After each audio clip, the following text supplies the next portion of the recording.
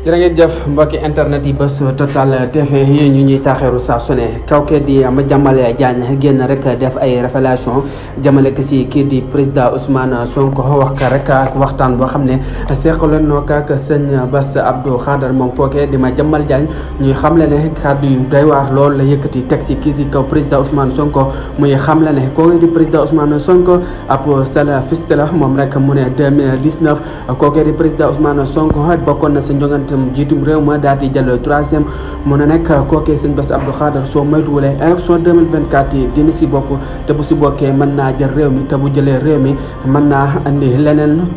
mbir si réew mi ba tax na rek mu waxtaan ak sëñ Bass Abdou Khadre di ko xamal nag kii di Ousmane Sonko dafay murid lu waaye nag nekkul benn yoon ab murid ab salafiste la ba tax na rek kàddu yu ñaaw yoon rek yëkkati na ko teg si kaw kii di président Ousmane Sonko kookee di Cheikh Bara Ndiaye nag moom bàyyiwul kàddu yooyu mu sedd benn yoon mu daal di génn rek weddi lépp ba mu set wecc rek moom kookee di Cheikh Bara Ndiaye borom def gis nekk ab chroniqueur weddi rek bépp kàddu boo xam ne kii di Madiambal Diagne yëkkati na ko teg si kaw kii di président Ousmane Sonko di wax na ab waxtaan bu mu seqaloo kii di sëñ Bass Abdou Khadre kookee di sëñ Bara Ndiaye daal di weddi yooyu la wax xamal naka nag loolee mu wax loolu lépp rek dara du si dëgg tax kii di Ousmane Sonko nekkul benn salafiste kon nag kii di Cheikh Bara Ndiaye weddi na loolee Madiambal Diagne wax si li xamante ne si ne moom la wax moom la bëgg si réew mi kon nag kookee di Cheikh Bara Ndiaye weddi na bépp kàddu rek moom Madiambal Diagne yëkkati woon tekk si kaw kii di président Ousmane Sonko wax na rek ab waxtaan bu mu seqaloo kookee di